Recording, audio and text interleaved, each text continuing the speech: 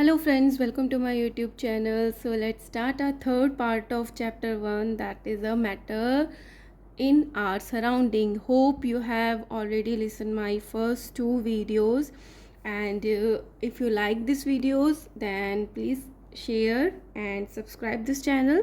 So let's start our third video, that is a can matter change its state. तो हमने matters पढ़ लिए थे, solid liquid and gases पढ़ लिए थे. मैटर जो भी हमारे चारों तरफ चीज़ें होती हैं उनको हमने मैटर नाम दिया, जिनमें मास होता है और वो स्पेस ऑक्यूपाई करता है. ऑलराइट, अब क्या कह रहे हैं कि क्या जो हमने मैटर पढ़े हैं, सॉलिड लिक्विड और गैसेस पढ़े हैं, क्या आपस में वो उनकी स्टेट जो है वो चेंज हो सकती है आपस में. So we all know from our observation that water can exist in 3 states of matter. तो इसके लिए बहुत सिंपल सा एग्जाम्पल लेंगे पानी का. तो उसकी हमने तीनों स्टेट्स देखी हैं. सॉलिड देखी है पानी की, वाटर की, वो है आइस. लिक्विड स्टेट जो हम पीते हैं एज द फैमिलियर वाटर, जो हम पानी पीते हैं. And the gas as water vapour, जो एटमॉस्फेयर में वाटर वेपर होता है ना, और जो हम कहते हैं कि वाटर साइकिल आपने पढ़ा होगा, उसमें वेपोराइजेशन की वजह से वाटर के वेपर्स जो होते हैं पूरी एयर में होते हैं. तो ये तीनों चीज़ों से हम फैमिलियर है. तो मतलब एक मैटर है वाटर, उसकी तीनों स्टेट्स हैं. So what happens inside the matter during this change of state. तो ऐसा क्या चेंज आता है मैटर्स के अंदर कि उनकी स्टेट चेंज हो जाती है. What happens to the particles of matter during the change of state. तो जब चेंज हो रहा होता है स्टेट, तो पार्टिकल्स के बीच में ऐसे क्या चेंजेस आते हैं कि स्टेट चेंज हो जाती है. How does this change of state like take place, और ये चेंजेस आते किस तरीके से हैं. We need answer to these questions, isn't it. तो क्या अब हम 9th क्लास में हो गए हैं, हमें पता है स्टेट्स चेंज हो रही है, तो कैसे हो रही हैं, क्यों हो रही हैं, और क्या चेंजेस आ रहे हैं, तो हमें पता होना चाहिए. Now effect of change of temperature.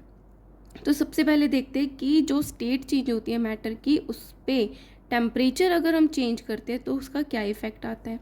Take about 150 gram of ice in a beaker. एक बीकर में हमने 150 ग्राम आइस ले ली. एंड सस्पेंड लेबोरेटरी थर्मामीटर, और एक थर्मामीटर लगा लिया हमने, so that its bulb is in contact with the ice, ताकि वो आइस के कॉन्टैक्ट में रहे, टेम्परेचर पता चलता रहे, एज इन फिगर 1.6. ठीक है. तो और हमने आयरन स्टैंड लगा दिया इसको होल्ड करने के लिए थर्मामीटर को. यहाँ पे एक ग्लास स्टीरर है हमें उसको हिलाने के लिए. ये बीकर हो गया, इसके अंदर आइस हो गया और नीचे बर्नर हो गया. सेकंड में क्या किया, जब बर्नर जलाया हमने, जला हुआ था, तो आइस जो थी वो पिघल कर पानी बन गई, तो हमने उसका भी टेम्परेचर नोट कर लिया. सो ए में क्या है, conversion of ice to water. जो बर्फ़ थी वो पानी बन गई, फिर हम इसको और गर्म करते रहेंगे तो पानी क्या बन जाएगा, वाटर की वेपर बन जाएगी, भाप बन जाएगा. तो आइस से वाटर एंड वाटर से गैसियस स्टेट में आ गया, तो चेंज हो गई ना स्टेट. तो इसमें लिखा है सारा का सारा जो भी हमने चीज़ की है इस एक्टिविटी में. Start heating the beaker on a low flame. Low flame पे हमने बीकर को गर्म करना स्टार्ट किया. Note the temperature when the ice start melting. और जब आइस ने मेल्ट होना स्टार्ट किया तो जो थर्मामीटर हमने डाला था उसके थ्रू हमने टेम्परेचर को नोट कर लिया. Note the temperature when all the ice has converted into water. First reading ली जब बर्फ़ ने पिघलना स्टार्ट किया. सेकेंड रीडिंग ली जब पूरी की पूरी बर्फ़ पिघल गई और वो कन्वर्ट हो गई into water. Record your observation for this conversion of solid to the liquid state. अपनी ऑब्जर्वेशन लिखो, क्या दिखा आपको. Now put a glass rod in the beaker and heat while stirring till the water starts boiling. और तब तक हम stirrer से हिलाते रहेंगे जब तक पानी जो है वो बॉयल ना होने लग जाए. Keep a careful eye on the thermometer reading till most of the water has vaporised. तो तब तक हम थर्मामीटर में देखते रहेंगे जब तक कि हमें दिखेगा कि ज़्यादातर पानी जो है वो वेपोराइज हो चुका. Record your observation for the conversion of water in the liquid state to the gaseous state. अब फिर से हम अपनी ऑब्जर्वेशन देखेंगे कि जब लिक्विड से गैसियस स्टेट में गया था तो क्या ऑब्जर्व किया.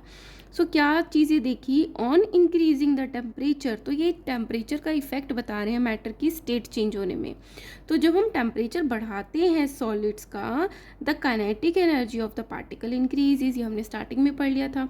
टेम्परेचर इंक्रीज होता है तो काइनेटिक एनर्जी बढ़ती है. सॉलिड्स के जो पार्टिकल है उनकी काइनेटिक एनर्जी इंक्रीज होगी.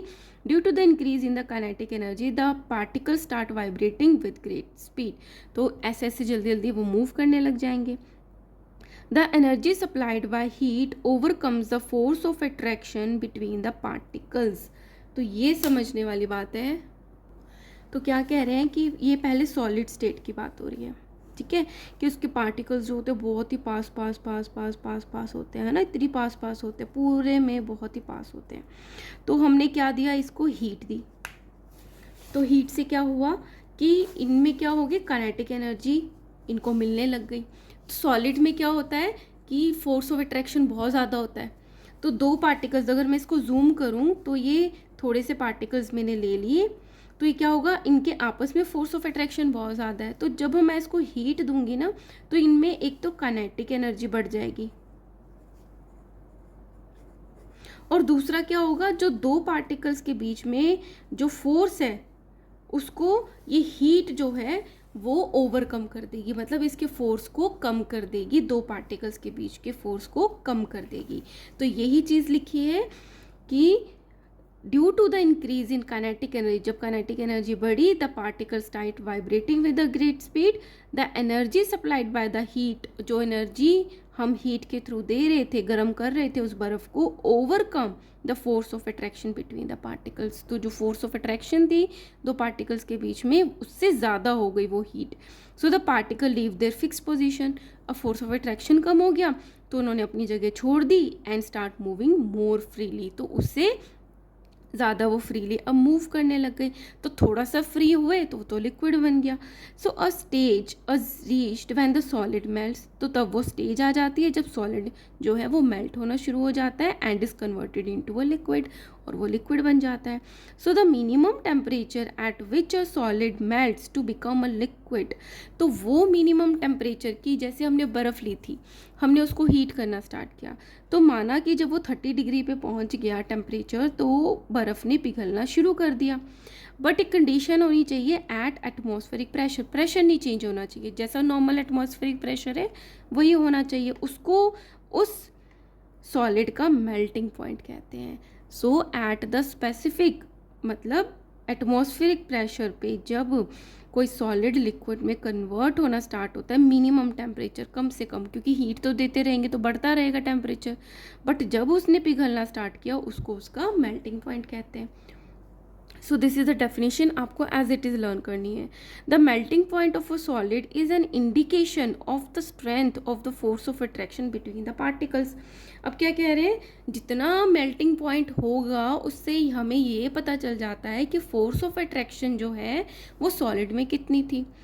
फॉर एग्ज़ाम्पल, अगर मैंने जैसे बर्फ़ी ली थी, उसको माना कि मैंने गर्म करना स्टार्ट किया, वो 30 के टेम्परेचर पे मेल्ट होना शुरू हो गया, तो एक तो मैंने 30 डिग्री नोट कर लिया, और साइड में मैंने एक आयरन लिया, आयरन को गर्म करना स्टार्ट किया, लोहे को। तो ऑब्वियस सी बात है, ये आपके माइंड में भी एग्जैक्ट मतलब नंबर्स मत नोट करो, तो समझो कि जब मैं उसको गर्म करूँगी तो मुझे बहुत ज़्यादा टेम्परेचर को रेज करना पड़ेगा, तब जाके वो मेल्ट होना शुरू होगा, क्योंकि आयरन में फोर्स ऑफ अट्रैक्शन पार्टिकल का बहुत ज़्यादा है as compare to the ice. तो इस तरीके से सारे सॉलिड्स का जो मेल्टिंग पॉइंट होता है वो डिफरेंट होता है, और वो डिपेंड करता है कि उनके पार्टिकल्स में फोर्स ऑफ अट्रैक्शन कितना है। तो इससे हमें स्ट्रेंथ पता चल जाती है उस सॉलिड की, ठीक है। So the melting point of ice is 273.15 K kelvin है ये, तो ये आइस का मेल्टिंग पॉइंट है। The process of melting that is a change of solid state into the liquid state is also known as the fusion. तो जब solid state से कोई मेटल, कोई भी चीज़ जो है लिक्विड स्टेट में आती है तो उसको फ्यूजन भी बोलते हैं। और मेल्टिंग पॉइंट क्या का होता है आइस का, 273.15 के। So when a solid melts its temperature remains the same, so where does the heat energy go. तो जब हमने बर्फ़ को गर्म किया था, यहाँ पे उसको हीट दी थी, ठीक है, तो माना कि वहाँ पे जब मेल्ट होना शुरू किया, तो अभी हमने पढ़ा 273.15 केल्विन पे उसने मेल्ट होना शुरू किया टेम्परेचर पे। तो जब वो पानी बन गया, जब वो लिक्विड बन गया, तो भी जो टेम्परेचर था वो सेम था उस पानी का जो कि आइस का था। तो हम तो हीट देते ही जा रहे हैं, तो वो हीट जा कहाँ रही है। So you must have observe during the experiment of melting that the temperature of the system does not change after the melting point has reached. जब मेल्टिंग पॉइंट पे हम पहुंच गए, बर्फ़ ने पिघलना शुरू कर दिया, तो टेम्परेचर बढ़ा नहीं, ठीक है। Till all the ice melt, जब तक कि पूरी की पूरी बर्फ़ पिघल नहीं गई। तो ये बहुत इंपॉर्टेंट पॉइंट है समझने का। This happens even though we continue to heat the beaker, और ये तब तक चलता रहा, टेम्परेचर नहीं बढ़ा जबकि हम नीचे से उसको हीट दे रहे थे। That is we continue to supply the heat, हम तो हीट दे रहे थे बट वो टेम्परेचर जा कहाँ रहा था, जब मेल्ट होनी शुरू हुई उसके बाद भी वो मेल्ट होती रही। सो दिस हीट बहुत इंपॉर्टेंट है, this heat gets used up in changing the state by overcome the forces of attraction between the particles। तो वो जो हीट थी वो यूज हो गई स्टेट चेंज होने में, सॉलिड से लिक्विड बनने के लिए भी तो एनर्जी चाहिए, और वो एनर्जी कहाँ से आ रही थी, जो हम उसको हीट दे रहे थे। और हीट देने से एनर्जी जा कहाँ रही थी, जो सॉलिड के पार्टिकल्स बहुत पास पास थे उसका फोर्स ऑफ अट्रैक्शन कम करके उसको दूर दूर करके लिक्विड बनाने में। तो अभी तो सिर्फ स्टेट ही चेंज हुआ है, तो स्टेट को चेंज करने में जो एनर्जी लगी है उसमें वो हीट यूज़ हो जाती है, तो इसकी वजह से टेम्परेचर चेंज नहीं होता। Understood?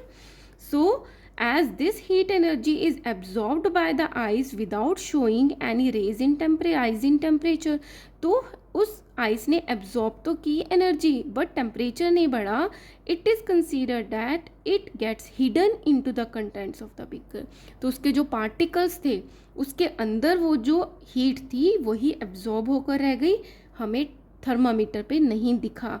And this is known as the latent heat, जो हमें नहीं दिखता है उसको हम लेटेंट बोलते हैं। तो हमें वो टेम्परेचर नहीं दिखा थर्मामीटर पे, लेकिन वो हीट थी क्योंकि वो ओवरकम कर रही थी पार्टिकल्स के फोर्सेस को और स्टेट चेंज कर रही थी, तो हमने उस हीट को क्या नाम दिया, latent heat. So the word latent means hidden, latent का मतलब है hidden. So the amount of an heat energy that is required to change 1 kg of solid into liquid at atmospheric pressure at its melting point is known as the latent heat of fusion. Understood? So fusion क्या हुआ, solid से liquid बनना। Latent heat क्या हुई, जो heat उस time पे use हुई जब सॉलिड से लिक्विड बन रहा था, और एक कंडीशन क्या होनी चाहिए, एटमॉस्फेरिक प्रेशर पे। तो वो हीट की एनर्जी जो 1 kg सॉलिड को लिक्विड में कन्वर्ट करती है एट द एटमॉस्फेरिक प्रेशर, उसको बोलते हैं लेटेंट हीट ऑफ फ्यूजन। ठीक है? So particles in water at 0 degree 273 Kelvin have more energy as compared into the particles in ice at the same temperature। तो यहाँ पर हमारे पास आइस है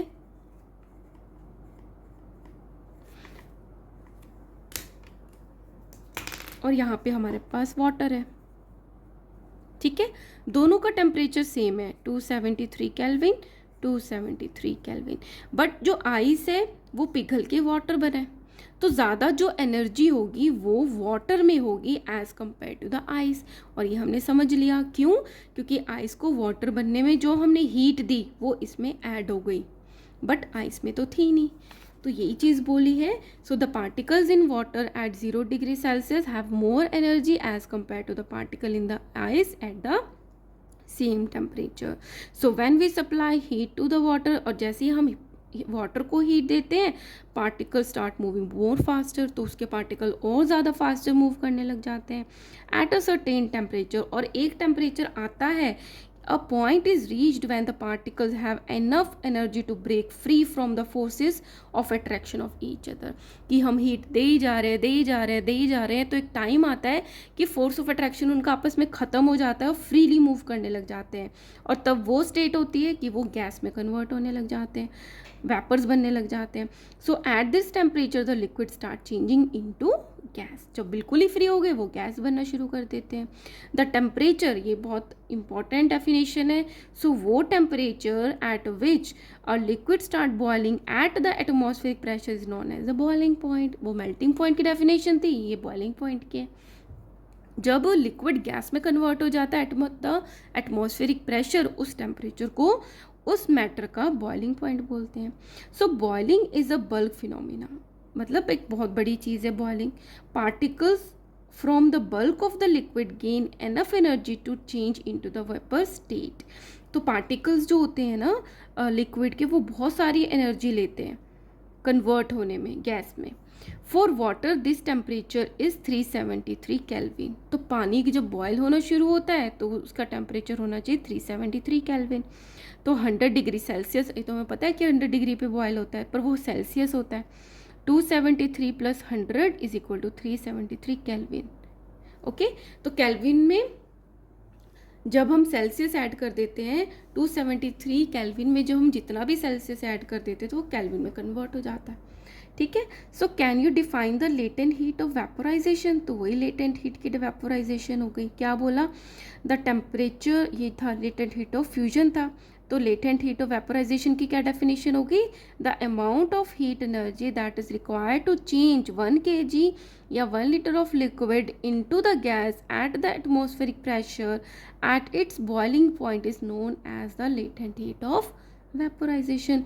कि जब पानी से कन्वर्ट हो रहा था वेपर में तो भी वो एनर्जी लेता है हीट का, जैसे सॉलिड और लिक्विड में कन्वर्ट होने में ले रहा था। तो उस टाइम पे भी हमें थर्मामीटर में चेंज ऑफ टेम्परेचर नहीं दिखेगा, तो वही हो गई लेटेंट हीट ऑफ वेपोराइजेशन। तो particles in the steam that is the water vapour at the 373 kelvin have more energy than the water at the same temperature. अब हम वाटर और वेपर में कंपैरिजन करेंगे। इसका टेम्परेचर भी 373 केल्विन है, इसका टेम्परेचर भी 373 केल्विन है। वाटर वेपर में कन्वर्ट हुआ हीट की एनर्जी लेके, तो ज़्यादा जो एनर्जी होगी वो किस में हो गई, वेपर में होगी। ठीक है, this is because the particles in the steam have absorb the extra energy in the form of latent heat of vaporisation. Understood. So solid state will convert into the liquid state by gaining the heat, then liquid state will convert into the gaseous state by gaining the heat, then gaseous state when we cool it will convert into a liquid state, and for further cooling it will convert it into a solid state. So we infer that the state of matter can be changed. तो हमने इतना पढ़ने के बाद हमें क्या लगता है कि yes we can change the state of matter by changing the temperature. So we have learned this, that substances around us change state from solid to liquid and from liquid to the gas on application of heat.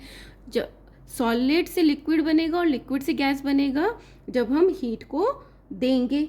But there, अब magic होने वाला है, but there are some that change directly from the solid state to the gaseous state. पर ऐसी बहुत सी magical चीज़ें हैं जो सॉलिड से डायरेक्टली गैस में कन्वर्ट हो जाती हैं, and vice versa. Vice versa मतलब उल्टा, गैस से सॉलिड में, लिक्विड में आने की उनको ज़रूरत ही नहीं पड़ती, सॉलिड से गैस और गैस से solid, so without changing into a liquid state. तो कितना इंटरेस्टिंग है। सो टेक सम कैम्फर और अमोनियम क्लोराइड, ये एग्जाम्पल है कैम्फर और अमोनियम क्लोराइड के। Crush it and put it in a China dish, उसको क्रश करके चूरा बना के हमने चाइना डिश में रख दिया। पुट एन इन्वर्टेड फनल, ये फनल होती है, कीप होती है, उसको उल्टा करके इन्वर्टेड हमने उसके ऊपर रख दिया चाइना डिश पे। Put a cotton plug on the stem of the funnel, यहाँ पे कॉटन प्लग लगा दिया एज शोन इन फिगर 1.7। तो इस तरीके से हमने सेट कर दिया। नाउ हीट स्लोली, धीरे से हमने उसको गर्म करना स्टार्ट किया। And observe what do you infer from the above activity. तो क्या होगा कि ये जो सॉलिड है ये क्या बन जाएगा, डायरेक्टली गैस में कन्वर्ट हो जाएगा। तो यहाँ पे क्या होगा कि जब हमने इसको हीट किया तो कैम्फर क्या है, डायरेक्टली गैस में कन्वर्ट होके ऊपर जब जाएगा तो ठंडा हो जाएगा और यहाँ पे डिपॉजिट हो जाएगा। इसी तरीके से अमोनियम क्लोराइड होगा, तो जब वो गर्म होके वेपर में कन्वर्ट होगा तो ऊपर जाके यहाँ सॉलिडिफाइड हो जाएगा, ठंडा हो जाएगा, ऊपर दूर जाकर तो ठंडा ही होगा ना। So a change of state directly from the solid to the gas without changing into the liquid state is known as the sublimation.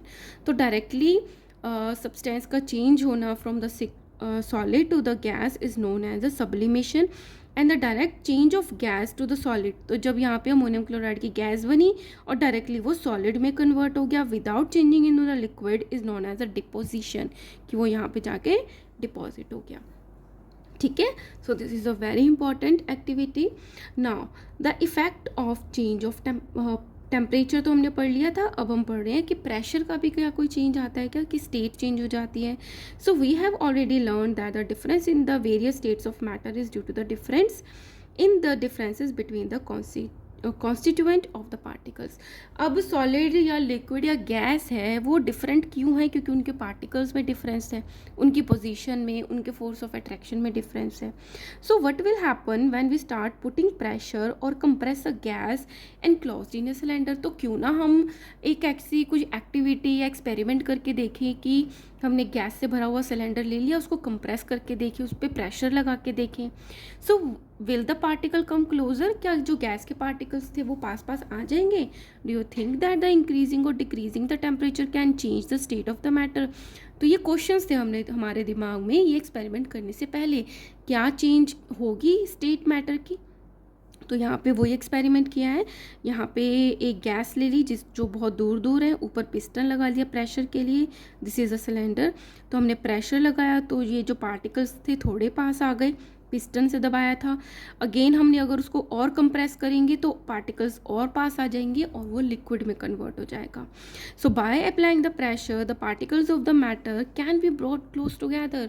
तो अगर हम प्रेशर को अप्लाई करते रहेंगे तो हम पार्टिकल्स को पास में ला सकते हैं। Bye applying the pressure and reducing the temperature can liquefy the gases. Pressure लगाते रहे और टेम्परेचर को कम करते रहे तो गैस जो है वो कन्वर्ट हो जाएगी लिक्विड गैस में। So have you heard of solid carbon dioxide?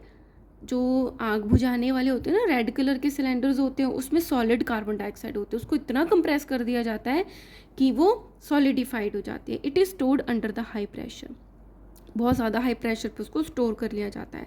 Solid carbon dioxide gas converted directly into the gaseous state, और जब सॉलिडिफाइड होती है उसको हम रिलीज़ करते हैं तो सॉलिड से डायरेक्टली गैस में कन्वर्ट हो जाती है on decrease of pressure to 1 atmosphere, भले ही without coming into a liquid state. उसका कम प्रेशर करते ही वो लिक्विड स्टेट में तो कन्वर्ट ही नहीं होती, डायरेक्टली सॉलिड से गैस में कन्वर्ट हो जाती है। This is the reason that the solid carbon dioxide is also known as the dry ice.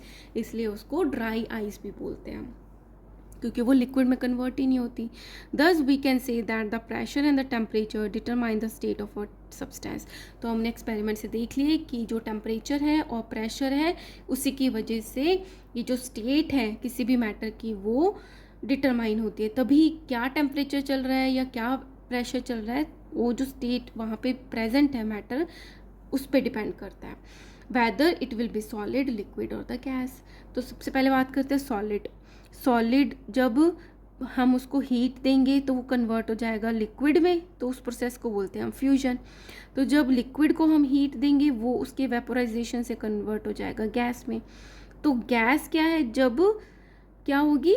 Deposit होगी, जैसे यहाँ पे डिपॉजिट हुआ है तो उसको बोलेंगे हम डिपोजिशन। अब सॉलिड डायरेक्टली अगर गैस में कन्वर्ट हो जाता है तो उसको हमने बोला है सब्लिमेशन। अब अगर गैस जो है लिक्विड में कन्वर्ट होती है उसको बोलते हैं कंडेंसेशन, और जब लिक्विड कन्वर्ट होता है सॉलिड में तो उसको बोलते हैं सॉलिडिफिकेशन। तो ये सब कुछ आपको क्लियर भी होना चाहिए और लर्न भी होना चाहिए कि किस प्रोसेस के थ्रू कौन सा स्टेट किस में कन्वर्ट होता है। So this is the inter conversion of the 3 states of matter. So this is a very important. So let's start our in-text questions. So convert the following temperature to the Celsius scale. Kelvin में given है, आपको Celsius में convert करना है। Just kelvin में 273 जो है वो माइनस कर दोगे तो आपका आंसर सेल्सियस में आ जाएगा। तो ये 300 केल्विन है, उसमें से हमने 273 सब्सट्रैक्ट कर दिया तो क्या आ गया? 27 डिग्री सेल्सियस। इसी तरीके से 573 केल्विन है, उसमें से 273 माइनस किया तो 300 डिग्री सेल्सियस आ गया। Now what is the physical state of water at? पानी है, फिजिकल स्टेट क्या होगी जब टेम्परेचर 250 डिग्री सेल्सियस ज़्यादा हो जाएगा? हमने पढ़ा था 100 डिग्री सेल्सियस पे वो वेपर बनने लग जाता है वाटर, तो 250 पे भी क्या होगा? वो गैस ही होगा। 100 डिग्री सेल्सियस पे ये बहुत इंपॉर्टेंट है कि वो लिक्विड भी हो सकता है और गैस भी हो सकता है, क्योंकि लिक्विड से जब गैस में कन्वर्ट हो रहा होगा तो लेटेंट हीट मिलती है तो टेम्परेचर तो नहीं बढ़ता है, बट वो कन्वर्ट हो रहा होता है गैस में। सो 100 डिग्री सेल्सियस पे वो लिक्विड भी हो सकता है और गैस भी हो सकता है। Next is for any substance why does the temperature remain constant during the change of state? तो ये इंपॉर्टेंट आंसर है और ये हमने अभी डिस्कस किया था कि कब जब स्टेट चेंज हो रही होती है तो टेम्परेचर एक जैसा क्यों बना रहता है? So during the change of the state of any matter the heat is supply to the substance. जब चेंज हो रही होती है स्टेट, हम हीट तो देते रहते हैं। The molecules of this matter use heat to overcome the force of attraction. तो वो मॉलिक्यूल्स क्या करते हैं, जो हीट हम दे रहे हैं उसको यूज़ कर लेते हैं to over the force of attraction का जो फोर्स है उसको कम करने में यूज़ कर लेते हैं between the particles at this period of time. इस पीरियड के टाइम पे वो पार्टिकल्स उस हीट को यूज़ करते हैं and the temperature remain constant. तो टेम्परेचर तो बढ़ता ही नहीं है क्योंकि वो यूज़ करी जा रहे हैं, एब्जॉर्ब करी जा रहे हैं। So this extra heat is acquired by the molecules in the form of hidden heat called the latent heat to change from one state of matter to the other state। तो इसी को ही जो extra heat है इसी को ही latent heat कहते हैं, जो कि हिडन रहती है और मैटर इसको यूज़ करते हैं अपनी स्टेट को चेंज करने में। Now fourth is suggest a method to liquefy the atmospheric gases. Atmospheric gas को अगर आपको लिक्विफाई करना है तो क्या करोगे, the atmospheric gases are taken into a cylinder. उसको सिलेंडर में भर लेंगे with the piston fitted on it, जिसपे पिस्टन लगा हो। बाय कूलिंग, या तो उसको ठंडा करेंगे and applying the pressure on them, ठंडा भी करेंगे और प्रेशर भी अप्लाई करेंगे। तो क्या होगा, the gases can be liquefied. तो हम गैसेस को लिक्विफाइड भी कर सकते हैं। और आपको ये, अगर आप ये डायग्राम बना दोगे तो आपके मार्क्स कोई भी नहीं काट सकता। जो हमने अभी पढ़ा था method of liquefy the atmospheric gases, ये सिलेंडर आप शो करोगे, उसमें आपने गैस ली है विद पिस्टन, उसके बाद आपने प्रेशर लगाया है, ठंडा किया है, यहाँ पे आपने कोर्क लगाया है ताकि गैस जो है वो रिलीज़ ना हो, और एक टाइम के बाद जब आप प्रेशर लगाते रहोगे तो वो लिक्विड में कन्वर्ट हो जाएगी। So students, here I am stopping this video guys, and if you like my videos kindly like, share and subscribe. Thank you.